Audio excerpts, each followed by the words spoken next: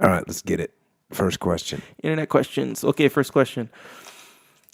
How do you continue to train jiu-jitsu when hurt or injured? Same thing with whatever kind of injury I got and whatever I'm going to do. I'm going to do what I can. Now, one thing you do have to do is you have to let yourself rest enough that you can heal. Because sometimes they get the sprained ankle, and instead of lasting 1 month, it lasts 18 months. No kidding. If you just won't let it heal, the thing is not going to heal. So you have to let things heal. Now, but you can go through all kinds of positions, you can work different transitions, but sometimes you get an injury, and if you're a jiu-jitsu person, you know what I'm talking about. Like, you get a weird injury that you can't do certain movements. Yeah. Like a guy will have a hurt back, can't get on top. I can't be on top. I can't. So you just practice your guard. Or you have a hurt, groin muscle, so you can't hold any guard. You have to work like side control only. Okay, cool. Escape side control or be in side control. So you can definitely do those things. You just figure out what movements you can do. You figure out what training partners aren't going to go psychopathic on you and just hurt you even worse. So that's important. Just being in class and you're learning some new technique. I find if I cannot roll, when I'm in class, I'll pay a little bit more attention to what the instruction is being given, because I know I can't roll. So I know all I'm going to get out of this is what I'm going to learn right here from Jeffy Glover or Dean List. And so I will be paying extra special attention. Yeah, that's good. And then I'll tell you, this is something, I wear knee pads when I roll. And I think that they prevent some injuries from happening. And I just made a transition in my life where I used to wear extra large knee pads. Knee pads. Are they neoprene, pads? neoprene knee pads, like neoprene knee sleeves. Braces. Yeah, They're not braces, though. There's nothing bracing in there. Just a piece of neoprene. Yeah. But I recently, 2 weeks ago, I used to wear extra large, then I went to large because they felt a little bit snugger, and I just got medium. And I got some pretty big legs, but I got medium, and they're really compressing my knees and keeping it all together, and they feel really good. So maybe just order that extra size down so you get a little compression. And the same thing, when I have a hurt elbow, I'll put an elbow pad on. So wrap up whatever you can and just keep training and warm up a little bit. Yeah. I didn't used to. I do now. I'll do a 5-minute round where I'm not trying to kill the person. I'm hoping that the person's not going to try to kill me. Although you and I had a little incident the other day where you got a little excited in that first round. Yes. Just to clarify, when you say knee pads, elbow pads, they're not the kind soccer. No, they're neoprene. They're they're like a wetsuit, like a neoprene sleeve. A6. Yeah, gotcha. Yeah. Or Cliff Keen. Wrestling knee pads. That's what they are. That's what they're called. And they're generally made of neoprene. Gotcha.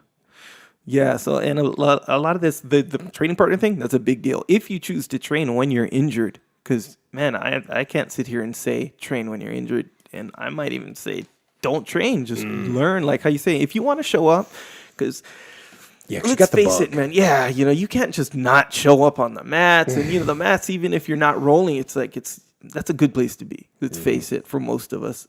And you sit in on a class or just do the instruction part of it, and do the movements, because you're not going full speed. You're not rolling. You do the movements that you can, and you can pick up a lot, man. In fact, when you, especially, how you say, we're learning from Dean, Jeff, and most of the instructors here, they're really good. Even if you learn one little detail, even if I know this guard pass, he added that one little detail. Yep. So, dang, I've been training for all these years, and I just learned that one detail. You can always add something. The game, I think that's a big deal. Show up and be there. You will learn. It's like I was talking to Greg one time, long time ago. He was like, we were talking about, hey, so if someone asks you, how long have you been training? But let's say you started training 10 years ago, but then you trained for a year, you took off a year. And then you went back, but you were only training a little bit, so how long have you been training, really? How do you count it and all that? Anyway, so he was like, we didn't go too deep into it, but he was like, nah, man, if you started 10 years ago, you've been training for 10 years. Because if you start training for a year, even if you take a year off, when you see something, you hear something, someone's talking about something, you're picking all that up because you have the context, so your brain is already assimilate it into your system and your mind, even if you're not training. Yep, exactly right. So if you're injured, just keep that going. That's a weird thing to do, though. There's a little ego situation. If you're like, well, I've been training for 13 years, Yeah.